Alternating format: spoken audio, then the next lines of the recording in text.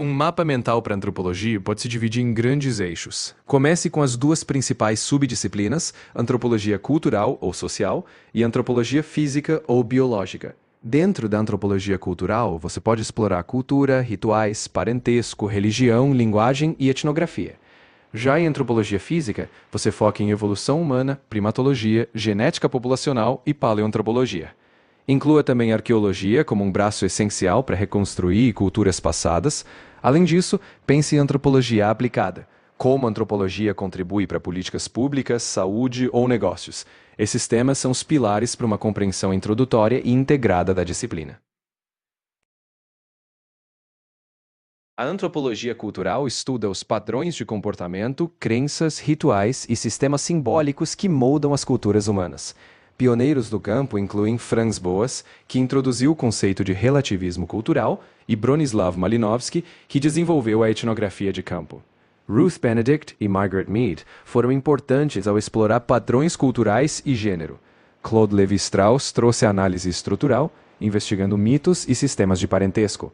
Clifford Geertz enfatizou a interpretação densa dos significados culturais.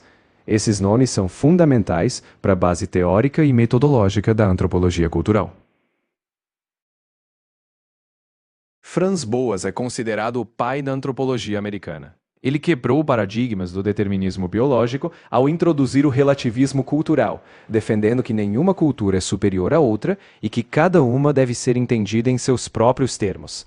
Boas trabalhou com povos indígenas da costa noroeste da América do Norte, destacando a importância do trabalho de campo e da coleta de dados empíricos. Ele foi um mentor de vários antropólogos de renome, estabelecendo a antropologia cultural como uma disciplina científica rigorosa e pluralista. Franz Boas obteve seu doutorado em física em 1881 na Alemanha, mas migrou para a antropologia na década de 1880. Nos Estados Unidos, foi professor na Clark University, 1889-1892, depois na University of Chicago e consolidou-se em Columbia University, onde foi professor de 1899 até sua morte em 1942. Esses anos marcam seu período de maior produção e influência no desenvolvimento da antropologia cultural.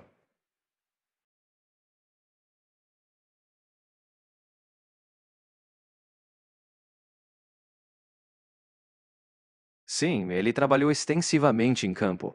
Boas conduziu pesquisas etnográficas com povos indígenas na costa noroeste, em particular entre os Kwakiutl, hoje chamados Kwakakekawake, desde os anos 1880. Ele fez diversas expedições e foi, inclusive, responsável por consolidar a pesquisa de campo como prática central da antropologia. Ele coletou artefatos, estudou línguas e documentou mitos, utilizando dados de campo para fundamentar suas teorias. Sim, ele foi pioneiro em diversos aspectos. No final do século XIX, os estados ainda estavam consolidando sua presença em muitas áreas. Boas, ao levar a pesquisa de campo a sério, não só inovou metodologicamente, mas ao documentar culturas indígenas, atuou em um momento crucial em que essas culturas estavam sob forte impacto da expansão americana. Ele foi fundamental ao propor que essas culturas fossem estudadas antes que se perdessem. O contexto era complexo. No final do século XIX, a expansão dos Estados Unidos e suas políticas, como a remoção forçada de populações indígenas, resultaram em grave perda de territórios, culturas e vidas. Muitas nações indígenas já haviam sido deslocadas ou dizimadas. Boas, ao estudar culturas como a Kwakakakawake, estava documentando sociedades que enfrentavam uma enorme pressão. Seu trabalho não revertia a sobreposição colonial, mas registrava culturas em transformação, ajudando a reconhecer sua riqueza cultural. Sim, muitas dessas culturas permanecem vivas. Os povos estudados por Boas, como os Kwakakakawake, mantêm suas línguas, rituais e práticas culturais apesar dos desafios históricos. Muitos grupos indígenas na América do Norte passaram por revitalização cultural e, atualmente, seus sistemas de governança e identidades são reconhecidos e resguardados. Sim, há várias reservas indígenas no noroeste da América do Norte, tanto nos Estados Unidos quanto no Canadá. Essas reservas são territórios reconhecidos onde povos indígenas mantêm suas comunidades e governança. Por exemplo, no Canadá, há as First Nations, e nos estados, tribos reconhecidas federalmente. Embora sejam parte de estados modernos, essas reservas são importantes para a autonomia cultural e continuidade dessas nações. Sim, Franz Boas produziu obras importantes. Uma das mais conhecidas é The Mind of Primitive Man, 1911, onde ele refuta o racismo científico e desenvolve o relativismo cultural. Outra obra central é sua coleção de pesquisas sobre os Kwakwaka'wakw, como The Social Organization and the Secret Societies of the Kwakiutl Indians, 1897. Ele deixou um legado de etnografias e ensaios que fundamentaram a antropologia moderna. Exatamente. The Mind of Primitive Man foi uma crítica direta às ideias do darwinismo social e do racismo científico.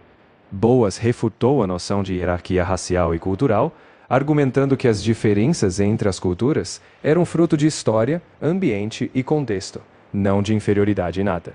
Ele desmontou os estereótipos de primitivo e demonstrou que todas as sociedades têm lógica e complexidade própria, desafiando as bases pseudocientíficas que tentavam justificar desigualdades coloniais.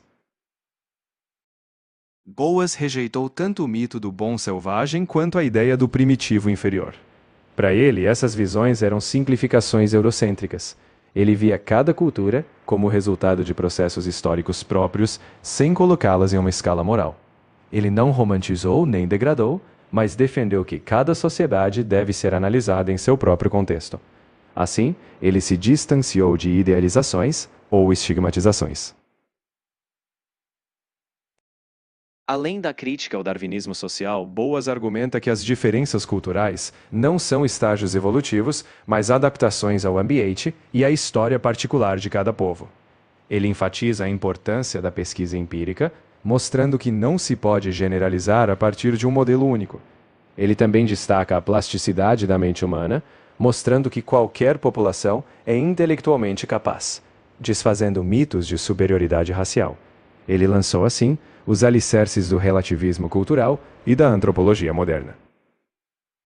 De fato, Boas estava bem à frente de seu tempo. Ele combateu concepções racistas décadas antes de o nazismo institucionalizar teorias de superioridade racial. O legado dele foi essencial para desmantelar pseudociências e embasar a visão antropológica de que as culturas devem ser entendidas em seus próprios termos, sem hierarquias. A importância de sua obra se tornou ainda mais evidente ao longo do século XX. O segundo nome foi Bronislaw Malinowski. Ele é amplamente reconhecido por revolucionar a pesquisa de campo com seu trabalho nas Ilhas Trobriand, na Melanésia.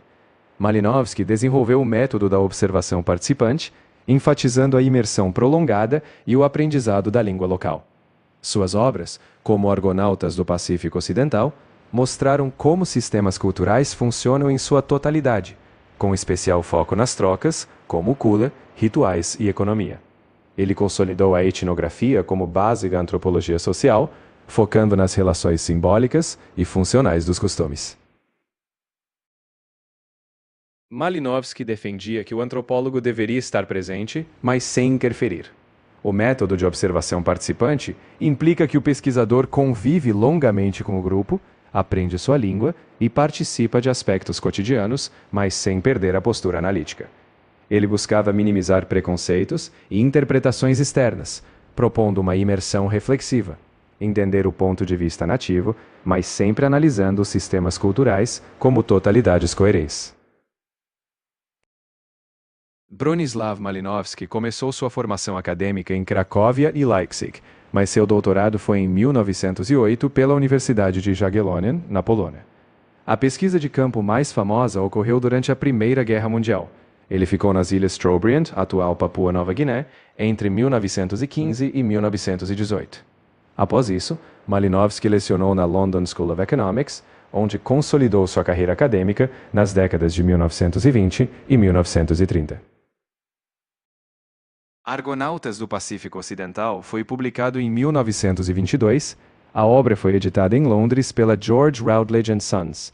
Esse livro é considerado um marco, pois inaugurou a etnografia detalhada com base em longas imersões no campo. Ao estudar o sistema de trocas Kula, Malinowski tornou o exótico uma fonte de conhecimento científico rigoroso, consolidando a antropologia britânica. Sim, essencialmente é o mesmo tipo de abordagem. O método que Malinowski propôs, a observação participante, inspirou antropólogos no mundo todo, inclusive no Brasil. A imersão em comunidades indígenas, convivendo com elas, aprendendo suas línguas e participando de suas rotinas, é a aplicação prática desse método. O objetivo é compreender a lógica interna da cultura, minimizando preconceitos externos. Então, quando vemos antropólogos fazendo isso em aldeias no Brasil, há uma continuidade clara com a proposta pioneira de Malinowski. Sim, Malinowski explorou profundamente o imaginário cultural dos trobriandeses. Nos Argonautas do Pacífico Ocidental, ele não apenas descreveu as trocas do sistema Kula, mas também mergulhou na cosmologia, nos mitos e na lógica social. Ele mostrou que as ações econômicas e rituais estavam imersas em significados simbólicos, crenças espirituais e estruturas de poder.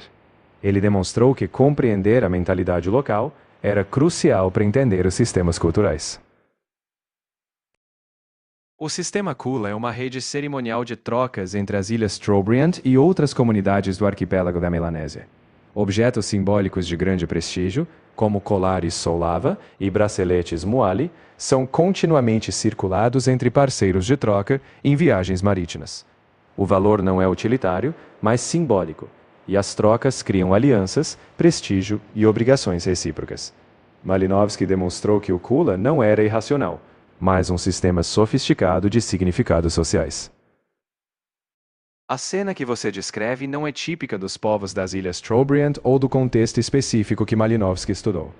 Os trobriandeses eram horticultores e marinheiros, e o sistema Kula envolve trocas marítimas, mas não baleias míticas. O que você provavelmente viu pode ter sido de outra tradição ou um elemento ficcional. A contribuição de Malinowski foi registrar práticas sociais reais e concretas dos trobriandeses, como as trocas Kula, sem elementos míticos desse tipo. O terceiro nome que mencionei foi Ruth Benedict. Ela foi uma antropóloga cultural dos Estados Unidos, muito influenciada por Franz Boas. Benedict ficou conhecida por explorar padrões culturais. Sua obra mais famosa, O Crisântemo e a Espada, 1946, analisou a cultura japonesa, mesmo que à distância. Ela procurava identificar configurações de cultura, padrões de valores, crenças e comportamentos que estruturam sociedades. Ela teve grande impacto no estudo de cultura e personalidade. Benedict de fato escreveu O Crisântemo e a Espada logo após a Segunda Guerra, em um contexto de ocupação americana no Japão. Como ela não pôde ir ao país, utilizou uma abordagem chamada antropologia à distância. Ela analisou fontes escritas, entrevistas com nipo-americanos e prisioneiros de guerra. Embora essa metodologia tenha limitações, ela conseguiu identificar padrões de valores, como honra e vergonha, que ela acreditava estruturarem o comportamento japonês. O livro teve forte impacto, embora também tenha sido criticado posteriormente por suas generalizações. O livro teve um impacto enorme na época, moldando a percepção americana do Japão no pós-guerra. Ele popularizou a ideia de que a sociedade japonesa era altamente hierárquica, orientada por dever e honra, e contrastava muito com os valores ocidentais. No entanto, com o tempo, estudiosos criticaram suas generalizações e o fato de ter sido feito à distância. Mas o legado foi duradouro. Ajudou a inserir a antropologia cultural no discurso público, ainda que com ressalvas. Sim, um exemplo relevante é o de Fei Xiaotong, um renomado antropólogo chinês do período pós-guerra.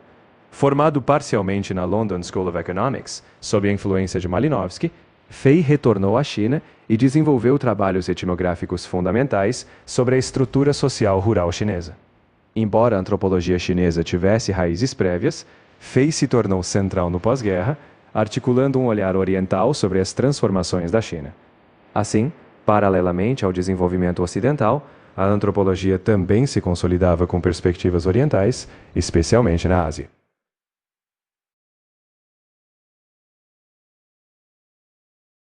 Sim, Fei Xiaotong é conhecido por Peasant Life in China, 1939, publicado em inglês. Esse livro foi fruto de suas pesquisas de campo, oferecendo uma análise detalhada da vida rural chinesa. A obra foi bem recebida internacionalmente, pois trouxe uma perspectiva em primeira mão de um chinês sobre sua própria sociedade num período de grandes transformações. Sim, um exemplo notável é Shigeru Izumiya, um antropólogo japonês que trabalhou na segunda metade do século XX. Izumiya conduziu pesquisas sobre a vida rural no Japão, focando em aldeias e suas transformações sociais e econômicas. Assim como Fei na China, Izumiya trouxe um olhar de dentro para sua própria sociedade. Embora menos conhecido no Ocidente, ele é um exemplo de um antropólogo japonês que documentou e analisou sua própria cultura, contribuindo para a antropologia com uma perspectiva local. Exato. Os nomes que mencionei juntos foram Ruth Benedict e Margaret Mead. Elas foram colegas e, de certo modo, Mead foi aluna de Benedict. Mead ficou famosa por suas pesquisas em culturas da Polinésia, especialmente com o livro Adolescência, Sexo e Cultura em Samoa, 1928. Ela popularizou a antropologia cultural, mostrando como padrões de criação, gênero e adolescência variavam radicalmente entre culturas. Ambas contribuíram para entender a diversidade e relativismo cultural. O último nome que citei foi Claude Lévi-Strauss. Ele foi um dos grandes nomes da antropologia estrutural. Seu trabalho propôs que os sistemas culturais, como mitos e parentesco, têm estruturas universais na mente humana. Obras como O Pensamento Selvagem, 1962, e As Estruturas Elementares do Parentesco, 1949, influenciaram profundamente a antropologia ao buscar padrões subjacentes que organizam o pensamento humano em todas as culturas. Na verdade, O Pensamento Selvagem é uma das obras mais influentes de Lévi-Strauss, mas não é a única, e dependendo do foco, As Estruturas Elementares do Parentesco é tão central quanto. Em O Pensamento Selvagem, 1962, Lévi-Strauss argumenta que o pensamento de sociedades ditas primitivas é tão sofisticado quanto o do mundo moderno, apenas organizado de forma diferente por meio de classificações simbólicas. Ele desconstrói a dicotomia entre civilizado e primitivo, revelando a universalidade de uma lógica estrutural no ser humano. Sem dúvida. O debate sobre hierarquias culturais e a noção de primitivo ainda permeava o imaginário ocidental nos anos 1960. Ao propor que o chamado pensamento selvagem era uma forma estruturalmente complexa, Lévi-Strauss desafiava tanto o eurocentrismo quanto resquícios de determinismo evolucionista. O combate ao darwinismo social não era pontual. Era uma luta contínua para consolidar o relativismo cultural, reconhecendo a diversidade humana sem escalas de valor. Esse era um pilar da antropologia. O pensamento selvagem teve um papel relevante ao minar a ideia de que as culturas colonizadas eram de alguma forma menos desenvolvidas no plano mental. Ao mostrar que todas as sociedades usam estruturas simbólicas complexas para entender o mundo, Lévi-Strauss ofereceu uma ferramenta intelectual para desconstruir a hierarquia implícita no colonialismo. Ele forneceu argumentos para valorizar sistemas de pensamento não ocidentais, contribuindo para a legitimação das vozes locais em processos de descolonização. Lévi-Strauss rejeitou a romantização do bom selvagem de Rousseau. Para ele, não se tratava de idealizar sociedades primitivas como mais puras ou virtuosas. Em vez disso, ele mostrou que todas as sociedades, selvagens ou civilizadas, compartilham uma lógica estrutural comum. Assim, ele deslocou o foco de um julgamento moral, bom ou mau, para uma análise de como as estruturas simbólicas operam em qualquer sociedade, sem hierarquias de valor. As Estruturas Elementares do Parentesco foi publicado em 1949 e é um marco na antropologia estrutural. Lévi-Strauss analisa os sistemas de parentesco em diversas sociedades, mostrando que por trás da diversidade cultural há princípios estruturais universais. Ele foca em regras de aliança, como a troca de esposas entre grupos, para mostrar que as relações de parentesco não são aleatórias, mas organizadas por estruturas binárias e simbólicas. A obra revolucionou o estudo das relações sociais e do simbolismo. Em As Estruturas Elementares do Parentesco, Lévi-Strauss foi rigorosamente comparativo. Ele analisou extensos dados etnográficos de culturas específicas, incluindo sociedades indígenas da Austrália e do Sudeste Asiático, entre outras. Com base nessas análises empíricas, ele abstraiu princípios universais. Portanto, o trabalho tem base em casos específicos, mas o objetivo é generalizar padrões. Assim, Ele parte de culturas concretas para construir um modelo geral de como o parentesco opera. Exato. Lévi-Strauss não era um antropólogo de campo no sentido clássico. Seu foco era a análise comparativa de dados coletados por outros etnógrafos. Ele sistematizou vastos conjuntos de dados já existentes, buscando as estruturas subjacentes. Então, o trabalho de campo não era sua prática principal. Sua grande contribuição foi no campo teórico e estrutural. Lévi-Strauss desenvolveu sua carreira principalmente na França. Ele foi professor no Collège de France, em Paris, a partir de 1959, ocupando a cátedra de Antropologia Social. Antes disso, ele passou um período nos Estados Unidos, lecionando na New School for Social Research. Mas seu trabalho principal e influência se consolidaram no meio acadêmico francês, onde integrou e liderou a antropologia estrutural. Exatamente. A antropologia estrutural de Lévi-Strauss se insere no contexto mais amplo do estruturalismo. Ele partiu da ideia de que por trás da diversidade cultural, há estruturas universais na mente humana, organizando mitos, linguagem e parentesco. O estruturalismo, tanto na antropologia quanto em outras áreas, como linguística ou psicanálise, busca revelar as relações subjacentes que organizam a experiência humana. No campo filosófico, nomes centrais do estruturalismo foram Michel Foucault, que analisou as estruturas de saber e poder, Jacques Lacan, que reinterpretou Freud em termos estruturais, especialmente na psicanálise, e Louis Althusser, que aplicou o estruturalismo ao marxismo, redefinindo ideologia e aparatos do Estado. Todos buscavam mostrar que as práticas humanas e sociais são condicionadas por estruturas profundas, mais do que por sujeitos individuais. Sim, após Lévi-Strauss, a antropologia se diversificou bastante. Mary Douglas, por exemplo, explorou a relação entre pureza e perigo nas sociedades. Clifford Geertz desenvolveu a interpretação densa, focando no simbolismo local. Pierre Bourdieu aplicou uma abordagem prática e relacional ao poder e à cultura. Marshall Salins examinou o histórico e cultura em conjunto. E Claire Lévy, embora uma figura monumental, abriu espaço para essas abordagens mais interpretativas, críticas e reflexivas. Assim, a antropologia continuou evoluindo com grandes nomes.